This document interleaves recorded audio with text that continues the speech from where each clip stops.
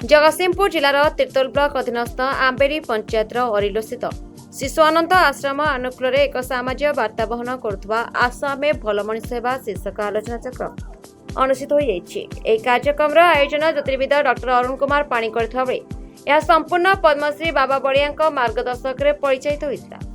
प्रारंभर अतिथि आमंत्रण अतिथि संवर्धना एवं जगन्नाथ समीप आमंत्रित अतिथि मान द्वारा प्रदीप प्रज्वलन कर सभा कार्य आरंभ कर जातीय संगीत गान कर ऋतुपर्णा स्वाई ओडिसी भंगी जगन्नाथ भजन उपर नृत्य परिवेशन करते।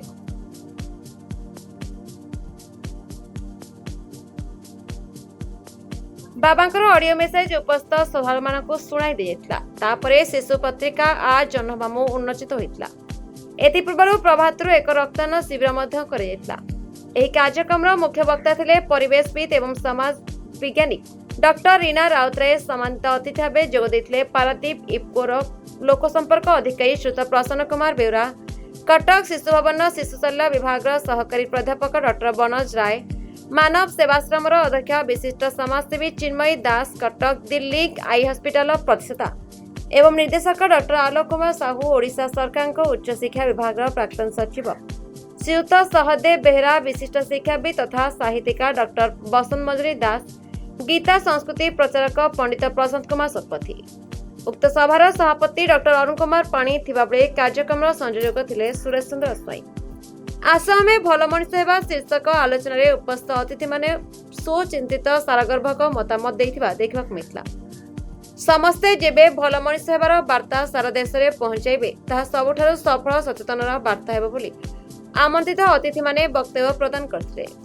बाबा बड़िया बाणी रे जणे भल मनिष निजको सर्वदा अहंकार त्याग करू, अंधविश्वास ईर्षा घृणा परनिंदा परचर्चा काम क्रोध लोभ त्याग करू, बापा माँ को सेवा करू, परिवेश स्वच्छता गछटे लगाओ। एपरी सामाजिक वार्ता बहन करुवा आलोचना चक्र को बहु बुद्धिजीवी उच्च प्रशंसा करुवा सुनिबा को मिलछि। डॉक्टर अरुण कुमार पाणी आवाहक आसामी भल मनिष सेवा देखु आसामी भल मनिष सेवा या हूँ पूज्य पूजक बाबा बड़ियांकर गोटे आह्वान जो आह्वान को नहीं सारा राज्य रे आसामी भल मनिष सेवा संगठन काम करुच्ची एवं यहाँ प्रत्येक सामाजिक क्षेत्र में आर गोटे नूतनत्व जाहिर करिछि। आज ये तृतीय वार्षिक उत्सव अवसर रे गोटे रक्तदान शिविर चली वृक्ष चारा बंटन एवं शिशु किशोर मानक पई गोटे पत्रिका आ जन्ममामु बोली पत्रिकाटी उन्मोचन हेबो एई भली कार्यक्रम रही अपराह्न रे साहित्यिक बंधु मानक नहीं एक कवि सम्मिलनी रही।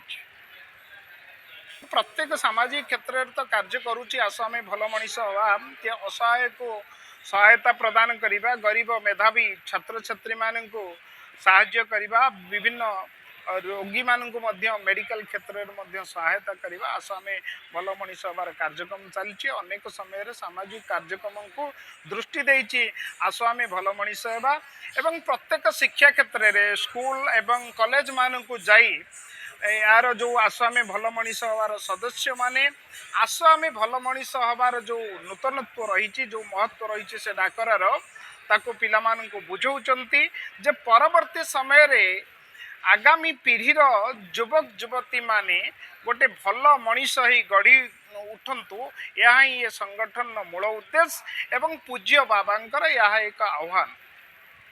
संपादिका सुश्री शुभश्री आमर जो आ जन्ममामु जो पत्रिका आसाम भल मनिष सेवा से परिचालना संपादिका अच्छी आज कार्यक्रम रही आसाम भल मनिष प्रकृत में आसाम भल मनिष सेवा जो आश्रम कार्यक्रम से जो बाबा बड़ियांकर जो रही प्रचेषा सतनमन एवं एथिरे जो सामिल माने मुख्य भाव में जो पुरोध भाव में रही डॉक्टर अरुण कुमार पाणी ज्योतिर्विद डॉक्टर अरुण कुमार पाणी तांकर जो प्रयास रही जे निशामुक्त समाज गठन करने एवं विभिन्न सामाजिक क्षेत्र में तांकर संपृक्ति रही विगत किछि दिन तले से गोटे प्रस्तावित करथिले हमर जेतेबेले शिशु मानकर विकास पई कोनोसी पत्रिका वर्तमान देखा जाउने जोटा जन्म थिला ताहा वर्तमान आउ लोकरचन को आसी पारु नाही तेणु से शिशु आज शिशु कालीर नागरिक एही प्रक्रिया रे आउ गोटे शिशु पत्रिका କରିବା ପାଇଁ ସେ ମନସ୍ଥ କଲେ, କାରଣ ଶିଶୁମାନଙ୍କ ମନରେ ଯେଉଁ ପ୍ରଭାବ ପଡ଼ିବ ତାହା ନିଶ୍ଚିତ ଭାବରେ ବର୍ତ୍ତମାନର ଯେଉଁ ଉତ୍ତର ପିଢ଼ି ସେମାନଙ୍କର ଉନ୍ନତି ହେଲେ ଆମର ସମାଜର ଉନ୍ନତି ହେବ। ଏହି ଉନ୍ନତି ପରିକଳ୍ପନାରେ ସେ ଯେଉଁ ପତ୍ରିକାଟି ଆଜି ଉନ୍ମୋଚନ କରିବାକୁ ଯାଉଛନ୍ତି ତାହା ନିଶ୍ଚିତ ଭାବରେ ଆଗାମୀ ଦିନରେ ଏକ ଶୁଭଙ୍କର ବୋଲି ମୁଁ ଅନୁଭବ କରୁଛି ଏବଂ ସମସ୍ତଙ୍କର ଅନୁଭବ ମଧ୍ୟ ଆସୁଥିବ। ତତ୍ସହିତ ବିଭିନ୍ନ କାର୍ଯ୍ୟକ୍ରମରେ ସେ ସାମିଲ ହୋଇଛନ୍ତି। ଆଜି ରକ୍ତଦାନ ଭଳି ଏକ ମହତ୍ କାର୍ଯ୍ୟ ମଧ୍ୟ ଏଠାରେ ଅନୁଷ୍ଠିତ ହେଉଛି, ଯେଉଁଥିରେ କି ଆମର ବିଭିନ୍ନ ଅନୁଷ୍ଠାନର ବ୍ୟକ୍ତିଗତ ମାନେ ଜଡ଼ିତ ହୋଇଛନ୍ତି ଏବଂ ଆଜିର ଯେଉଁ ସାମାଜିକ କର୍ମୀମାନେ ଆଜି ଜଡ଼ିତ ହୋଇଛନ୍ତି, ବନ୍ଧୁ ମିଳନ ରହିଛି, ସାହିତ୍ୟିକ ବନ୍ଧୁମାନେ ରହିଛନ୍ତି। ସେଥିପାଇଁ ଯେଉଁ ଆଗାମୀ ଦିନରେ ଏଇ ଯେଉଁ କାର୍ଯ୍ୟକ୍ରମର ଯେଉଁ ଛିଟା ନିଶ୍ଚିତ ଭାବରେ ସମାଜ ପ୍ରତି ଏକ ଶୁଭଙ୍କର ବାର୍ତ୍ତା ପ୍ରଦାନ କରିବେ, ଏଥିରେ କୌଣସି ଦ୍ୱିରୁକ୍ତି ହେବାର ନାହିଁ। ମୁଁ ଏଥିପାଇଁ ମୋର ଈଶ୍ୱରଙ୍କ ନିକଟରେ ପ୍ରାର୍ଥନା ଯେ ତାଙ୍କୁ ଦୀର୍ଘାୟୁ କରନ୍ତୁ ଏବଂ ଏହି ଅନୁଷ୍ଠାନ ଦୀର୍ଘଜୀବୀ କରନ୍ତୁ। କୁମାର ଦାସ, ତିର୍ତ୍ତୋଲ ପ୍ରେସ୍ କ୍ଲବର ସଭାପତି। ଆଜି କାର୍ଯ୍ୟକ୍ରମ ରହିଛି ଆସ ଆମେ ଭଲ ମଣିଷ, ତାର ଆଭିମୁଖ୍ୟ କ'ଣ ରହିଛି? ଆସ ଆମେ ଭଲ ମଣିଷ ହେବା। ଆମେ କ'ଣ ସମସ୍ତେ ଖରାପ ମଣିଷ? କିଛି ନୁହଁ, କିନ୍ତୁ ଆମ ଭିତରେ ଯେଉଁ ଅହଙ୍କାର, କ୍ରୋଧ, ରାଗ, ଦେଶ ଏଗୁଡ଼ା ସବୁ ରହୁଛି, ଆମେ ତାକୁ କାଢ଼ିଦେବା। ଆମେ ସମାଜରେ ଭଲ ମଣିଷ ହେବା ମାନେ କ'ଣ? ସମସ୍ତେ ଆମେ ଭଲ ମଣିଷ ହେବା ସଙ୍ଗେ ଆମ ସମାଜରେ ଅନ୍ୟମାନଙ୍କୁ ଆମେ ସେହି ପଥରେ ଅନୁସରଣ କରାଇବା। ଏବଂ ଆଜି ଜ୍ୟୋତିର୍ବିଦ ଅରୁଣ କୁମାର ପାଣିଙ୍କ ତତ୍ତ୍ୱାବଧାନରେ ଆଜି ଯେଉଁ ଆସ ଭଲ ମଣିଷ ହେବା କାର୍ଯ୍ୟକ୍ରମ ତୃତୀୟ ବାର୍ଷିକ ଉତ୍ସବ ହେଉଛି, ଏଇଟା ଗୋଟେ ଭଲ ପଦକ୍ଷେପ ଏବଂ ସେ 2 ବର୍ଷ ହେଲା କଲେଣି। ଏବଂ ତା ସହିତ ଗୋଟେ ଶିଶୁ ପତ୍ରିକା ଜହ୍ନମାମୁଁ ସରଗଶେଷୀ ଉନ୍ମୋଚନ ହେଉଛି। ତେଣୁ ଆଜିର ଯେଉଁ 9ଟା ବେଳେ କାର୍ଯ୍ୟକ୍ରମ ହେବାର ଥିଲା ଆଜି ଟିକେ ବିଳମ୍ବ ହୋଇଯାଇଛି, ତେଣୁ ବାବା ଆସିବେ, ଗେଷ୍ଟ ଆସିବେ, ବର୍ତ୍ତମାନ କାର୍ଯ୍ୟକ୍ରମ ଆରମ୍ଭ ହେବ। ତେଣୁ ସମସ୍ତେ ଆମେ ସାମିଲ ହେବା ଏହି କାର୍ଯ୍ୟକ୍ରମରେ। ଆମେ ସମସ୍ତଙ୍କୁ ସମାଜରେ ଦିଗ୍ଦର୍ଶନ ଦେବା କେମିତି ଭଲ ମଣିଷ ହେବା। ଜଗତସିଂହପୁର ତୀର୍ତ୍ତୋଲରୁ କୈଳାସ ବେହେରାଙ୍କ ରିପୋର୍ଟ, ଦ ରିପବ୍ଲିକ ଓଡ଼ିଶା 24 ନ୍ୟୁଜ୍।